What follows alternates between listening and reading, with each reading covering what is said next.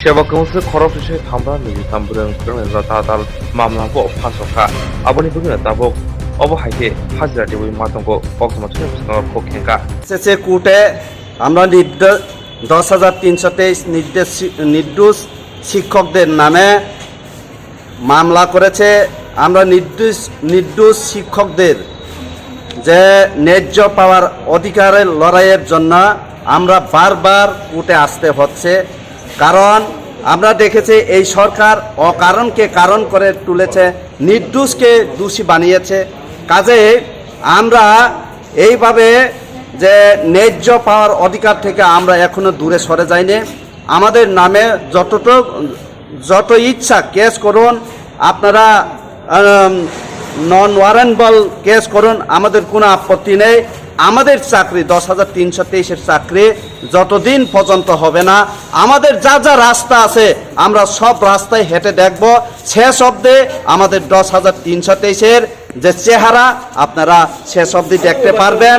আপনারা দেখতে চলেছেন কিছু মাসের মধ্যেই আপনারা আমাদের 10,323-এর আসল চেহারা দেখবেন। কাজেই আপনারা সময় থাকতে আপনারা 10,323-এর চাকরির ব্যবস্থা করুন। আমরা নির্দোষ নিরপরাধ এবং আপনারা প্রতিশ্রুতি দিয়েছেন, সেই প্রতিশ্রুতি রক্ষা করুন। আমরা যদি 10,323-এর জন্য আপনারা সরকার, রাজ্য সরকার, বিজেপি আইপিএফটি জোট সরকার 10,323-এর যদি কর্মসংস্থানের ব্যবস্থা করে দেন, আমরা দুহাত তুলে আপনাদেরকে অভিনন্দন জানাবো। আর যদি আমাদের 10,323 নির্দোষ শিক্ষকদের আপনারা ব্যবস্থা না করেন, দুহাত তুলে জান দিয়ে আপনাদের বিরুদ্ধে আমরা লড়াই করব। এটাই আমার বক্তব্য। আজকে সারা রাজ্যে 10,323 শিক্ষকদের একটা জ্বলন্ত সমস্যা। সেই সমস্যার কারণে আমরা আমাদের পেটের কারণে চাকরিচ্যুত, আমরা পেটের দায়ে আমরা রাস্তায় নামি। প্রত্যেকবার আমরা আন্দোলনে নামি, আর রাজ্যের সরকার তার প্রশাসনকে কাজে লাগিয়ে, তার পুলিশকে কাজে লাগিয়ে আমাদেরকে অ্যারেস্ট করে, আমাদের প্রতি মিথ্যা মামলা দেয়, আমাদের প্রতি জল কামান দেয়, টিয়ার গ্যাস দেয়, পুলিশ লাঠিপেটা করে। এমন একটা নির্মম সরকার, এমন একটা বর্বর সরকার বলতে পারি। আমরা আমাদের পেটের তাগিদে যখন আন্দোলনে নামি, তখনই আমাদের বিরুদ্ধে মিথ্যা মামলা দেওয়া হয়। এমন অনেকগুলি মামলা দেওয়া হয়েছে, যে মামলাগুলির দেখছেন আমাদের রাজ্যের বিশিষ্ট অ্যাডভোকেট শ্রদ্ধেয় ভাস্কর দেববর্মা, উনি বলেছেন প্রত্যেকটা মামলা উনি আমাদের হয়ে লড়ছেন, দেখছেন আমাদেরকে, বিনা পয়সায় উনি আমাদেরকে দেখছেন। তার জন্য আমরা উনাকে কৃতজ্ঞতা জানাই। কিন্তু আমরা রাজ্যের জনগণের কাছে প্রশ্ন ছুড়ে দিতে চাই যে আমরা তো রাজ্যেরই সন্তান, আমরা তো রাজ্যের যে একটা সরকার, সেই সরকার তো সবার, কোনো একটা পার্টিকুলার দলের সরকার নয়, সারা রাজ্যের জনগণের সরকার। সেই সরকার যখন স্থাপিত হয়েছিল, মানে সরকার গঠন করেছিল, তখন তো বলেছিল, প্রতিশ্রুতি দিয়েছিল আমাদেরকে যে চাকরি ফেরত দেবেন। কিন্তু আজকে প্রায় 5 বছর, সামনে নির্বাচন, আবার বিধানসভা নির্বাচন, কিন্তু আমাদের চাকরি ফেরত দেয়নি।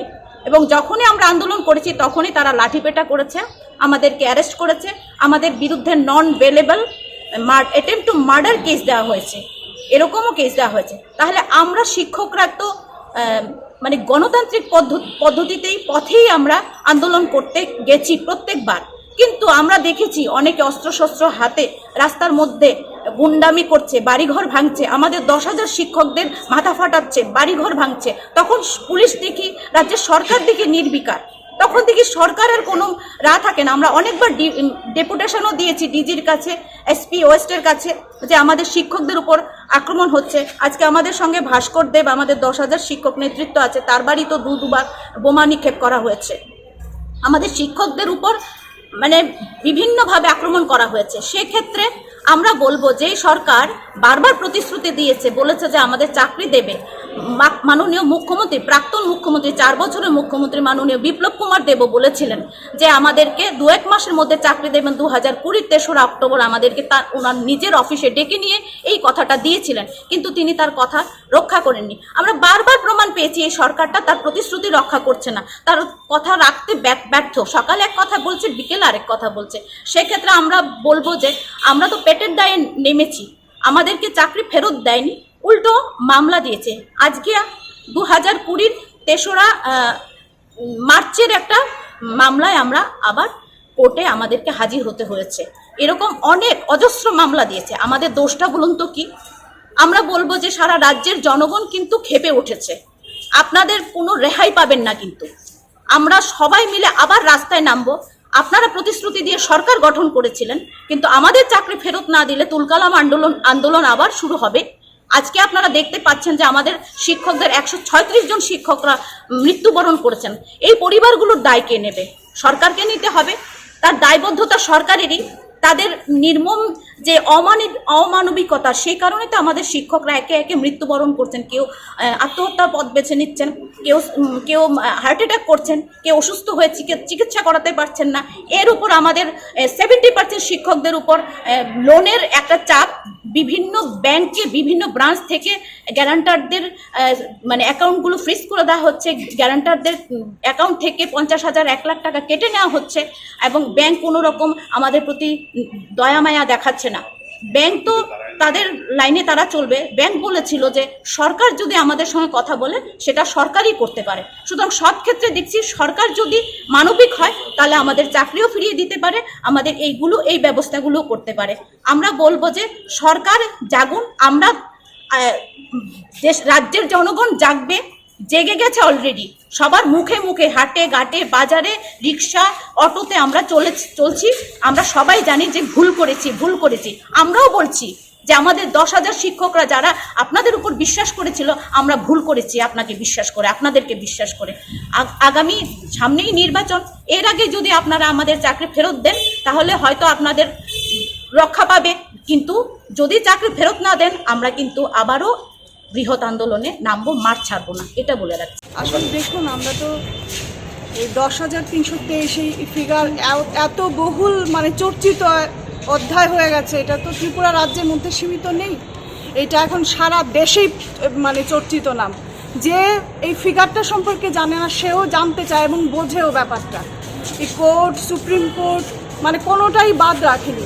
সাধারণ মানুষকে 299টা লিখিত প্রতিশ্রুতির মধ্যে আমাদেরও একটা স্থায়ী সমাধান করবেন বর্তমান যে সরকার অধিষ্ঠিত রয়েছেন, ওনারা কথা দিয়ে এসেছিলেন। আর তার প্রতিফলন হচ্ছে আমরা কোথায় দাঁড়িয়ে কথা বলছি। দেখুন, আমাদের নামে সমস্ত একটা নয়, দুটো নয়, মানে 7টা, 8টা, 9টা করে একজনের এগেনস্টে মামলা দিয়ে আমাদের প্রতি মাসেই প্রায় হাজিরা দিতে হচ্ছে, একবার দুবার করে। কি কারণটা কি আমাদের হাজিরা দেওয়ার? আমাদের তো নর্মালি এই ত্রিপুরা রাজ্যের যে যুব সমাজ বা যে ছাত্র সমাজ, যা ভবিষ্যৎ প্রজন্ম, ওদেরকে তৈরি করার কাজই তো আমরা করছিলাম। সেখান থেকে আমরা তো এখন পরিষ্কার, এবং সবাই জানে এটা। আগে 10,300 নিয়ে অনেক ব্যঙ্গাত্মক কথা হয়েছে, অনেক রকম ভাবে বলা হয়েছে, কিন্তু এখন পরিষ্কার সবাই জানে এটা একটা পলিটিক্যাল রায়। এটা একেবারে রাজনৈতিকভাবে আমাদের চাকরিটাকে ছিনিয়ে নেওয়া হয়েছে। নতুন একটা সরকার প্রতিষ্ঠা করার জন্য যা যা করণীয় থাকে ওনারা তাই করেছেন, এবং তাই করে ওনারা 18তে প্রতিষ্ঠিত হয়েছেন মিথ্যে কথা বলে। কারণ ইলেকশনের আর আছে অল্প কদিন বাকি, প্রায় 5 বছর এসে যাচ্ছে। তা আপনারা কবে কি সলিউশন করবেন? কাজে আপনাদের থেকে আর কোনো আশা করার কোনো সিন নেই। আমরা কিছু আশা করছিও না আপনাদের কাছে। রাস্তায় দাঁড়িয়ে কথা বলছি, আর আমরা তো একা নই এখন। আপনারা যুবকদের কিছু করেননি, ছাত্রদের কিছু করেননি। স্কুলগুলোকে, শিক্ষা ব্যবস্থার কি হাল করেছেন ত্রিপুরা রাজ্যের? শিক্ষা ব্যবস্থার 100টা স্কুলকে বিক্রি করে দিয়েছেন আপনারা। এর ফলশ্রুতি আমাদের সন্তানরা পাচ্ছে, আমাদের ছাত্র ছাত্রীরা ভোগ করছে। এর ফলস্বরূপ কোথাও ঠিক মতো ক্লাস হচ্ছে না, শিক্ষক নেই।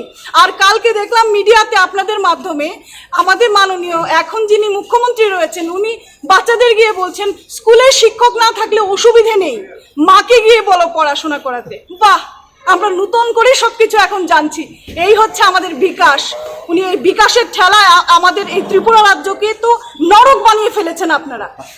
হ্যাঁ, আর থাকা যাচ্ছে না। অলরেডি আমরা হাঁসফাঁস করছি প্রতিটা জনগণ, প্রতি সেক্টরের। আপনি কর্মচারী বলুন, বেকার বলুন, ছাত্র বলুন, নারী বলুন, সমস্ত অংশের জনগণ আমরা হাঁপিয়ে উঠেছি। দয়া করে আমাদেরকে বাঁচতে দিন। আপনারা যে রাস্তা ধরে এসেছিলেন সেই রাস্তা দিয়ে আবার কিভাবে পালাবেন সেই ব্যবস্থা করুন। আপনাদের আমরা ছাড়ছি না, ছাড়বো না। আমরা দাঁড়িয়ে যেখানে ছিলাম আমরা আছি। আপনাদের মতো দুরকম কথা বলতে তো শিখিনি। আসার আগে একটা কথা, থেকে আরেকটা কথা। আমরা যা বলেছি সেটা করছি, এবং রাস্তায় মাঠে থেকে কথাটা বলছি। আপনাদের মতো মিথ্যা প্রতিশ্রুতি জনগণকে দেয়নি। ত্রিপুরা রাজ্যের জনগণ অনেক আশা করেছিলেন আপনাদের কাছ থেকে, কত গাল ভরা আপনারা জেলায় জেলায় নাকি এইমস এর মতো হাসপাতাল বানাবেন। রিসেন্ট আমরা শুনছি আগামী টিএমসিতে আপনারা কি মেডিকেলের কোর্স ফি 1,20,00,000 হতে চলছে। কার জন্য করছেন এই সব? কোন শিক্ষা ব্যবস্থা? কোথায় যাব আমরা আমাদের সন্তানদের নিয়ে? এই হচ্ছে ত্রিপুরার অবস্থা। ছাড়াছাড়ির কোনো প্রশ্ন নেই। 10,323 আমরা দাঁড়িয়ে কথা বলছি এখানে, কিন্তু আমরা শুধু 10,323 নই। এখন আমরা ত্রিপুরা রাজ্যের জনগণ, ত্রিপুরার সমস্ত নাগরিকের একজন নাগরিক হিসাবে বলছি, আমরা সবাই আপনাদের ছেড়ে কথা বলবো না। আমরা এর শেষ দেখে ছাড়বো।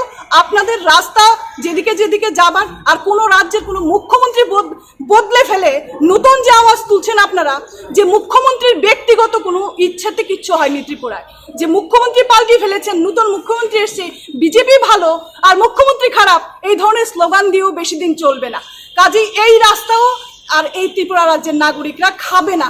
আপনারা অন্য চিন্তা করুন, অন্যভাবে দেখুন, কিন্তু আপনারা যাবার রাস্তাটাই তৈরি করুন, আর কিছু আর হিংসা ছড়াচ্ছেন দেশের, আমাদের রাজ্যের মধ্যে রক্তাক্ত প্রতিদিন মার্ডার, প্রতিদিন আপনারা মানে সমস্ত নাগরিকদের উপরে আক্রমণ আনছেন, অটো শ্রমিক থেকে শুরু করে সমস্ত নারীর প্রতিদিন একটা করে লাশ পাওয়া যাচ্ছে, কোনো মানে এর একটাও কোনো সলিউশন নেই। থানাতে গেলে মামলা নিচ্ছেন না। আর এলাকার যত সমস্যা আছে এগুলো তো বললামই না, বলে শেষ হবে না। আপনাদের যদি না করার কথা বলা শুরু করি, মানে একদিন চলে গেলেও আপনাদের বলা শেষ হবে না। কাজে আপনারা পালানোর ব্যবস্থা কিভাবে করবেন সেটা করুন। যদি মনে করেন এটা হুঙ্কার, আমরা হুঙ্কার দিচ্ছি এখান থেকে দাঁড়িয়ে। আপনাদের এটাই আমাদের বক্তব্য, কোর্টে দাঁড়িয়েই বলছি কথাটা। আমরা কিন্তু এই ছাড়ছি না। বৈদ্যুতিক মাধ্যমের মাধ্যমে আমার কথা যারা শুনতে পাচ্ছেন তাদের কাছে বলছি, বিশেষ করে পুলিশ আধিকারিক থেকে আরম্ভ করে মাননীয় মুখ্যমন্ত্রী সবার কাছে বলছি যে আমরা জনগণ, ত্রিপুরার জনগণ, সাধারণ জনগণ সবাই প্রশ্ন করছে যে সরকারটা কার, পুলিশগুলি কার, পুলিশ তুমি কার, এই কথাগুলি বলছে, আমরা কানে আসছে। আমরাও বলছি যে পুলিশ তুমি কার, তুমি কার ভূমিকা নিচ্ছ, তুমি কাকে প্রশ্রয় দিচ্ছ। এই আজকে যারা 10,323 20 মার্চ 2020 সাল ছিল রবীন্দ্র ভবনে, ওরা শান্তিপূর্ণভাবে আন্দোলন করছিল ওদের পেটের তাগিদে, পুলিশ তাদেরকে ধরে অ্যারেস্ট করেছিল, আবার এখন মামলা দিচ্ছে। এখন ওরা মামলা মুখাপক্ষি মানে কোর্টে ওরা এসে বেল টেল নিয়ে ওরা যা যা মামলার আমাদের প্রেক্ষাপট ওরা করছে। কিন্তু এখন প্রশ্ন হলো, এই যে পুলিশ যে শান্তিপূর্ণ আন্দোলন করছে তাকে ধরে নিয়ে আসছে, আর পুলিশের সামনে যারা জিনিসপত্র ভাঙছে, গাড়ি ভাঙছে, নেতাদের মারছে, বিরোধী দলের মানুষদের মারছে, সাধারণ মানুষদের মারছে, পুলিশের সামনে পুলিশ নীরব দর্শক কেন? এই প্রশ্নটা আমাদের উত্তর আমরা চাইব আপনারা দেন, যে আমরা সাধারণ নাগরিকদের এই প্রশ্নটার উত্তর দেন, সদ উত্তর দেন। কারণ গতকাল একটা ছেলে অটো নিয়ে, তার মাইক নিয়ে রানীবাজার জিরানিয়াতে তার বিরোধী দলের একটা প্রোগ্রামে গিয়েছিল, ওর গাড়িটা ভেঙে দিয়েছে, মাইকটা ভেঙে দিয়েছে। ও বলছে চিৎকার করে যে আমি কোনো দলের না, আমি পেটের তাগিদে এসেছি, কিন্তু ও বলছে যে পুলিশ সামনে ছিল কিন্তু পুলিশ রক্ষা করেনি। তা আমরা বলবো, প্রত্যেক দিনের আছে। আমরা আজকে দেশের কথা পত্রিকা দেখলে দেখবেন একটা মহিলা নগ্ন করে ওকে নির্যাতন করেছে। পুলিশের কাছে মামলা দেওয়ার পর, বিশ্রামগঞ্জ থানাতে মামলা দেওয়ার পরেও পুলিশ মামলায় নেয়নি। কেন? পুলিশ তুমি কার? বারবার এই প্রশ্নটা আসে, তুমি কার? তুমি যদি আমাদের হয়ে তুমি লড়াই, তুমি এই যে পোশাক পরছো, তুমি এই যে পোশাক পরেছো এবং বেতন নিচ্ছ, তুমি আমাদের ভূমিকা নাও, আমাদের বাঁচাও। আমরা তো তোমাকে অন্যায় করতে বলিনি, কিন্তু যারা অন্যায় করছে তাদেরকে তুমি ধরো। এই হারমাত বাহিনীরা যদি আপনারা প্রত্যেকদিন আশকারা দিচ্ছেন এই হারমাত বাহিনীদের, এই হারমাত বাহিনী একদিন আপনাদের পরিবারের ক্ষতি করবে, সাবধান। আপনি আজকে যদি ওদেরকে না গ্রেপ্তার করেন, ওদেরকে না শাস্তি দেন, তাহলে ওরা একদিন আপনাকে ছোবল দেবে। সুতরাং আমরা বারবার বলবো, মুখ্যমন্ত্রীকে বলবো, আপনি ইমিডিয়েট পদক্ষেপ নেন এবং আমাদের বাঁচান, গণতন্ত্রপ্রিয় মানুষদের বাঁচান। আমরা এই 10,323 ওদের কি অন্যায় ছিল? ওদেরকে আপনার প্রতিশ্রুতি দিয়েছিলেন যে আপনারা সরকারে আসলে আবার আপনার চাকরি ফিরে দেবেন, কিন্তু কোথায়?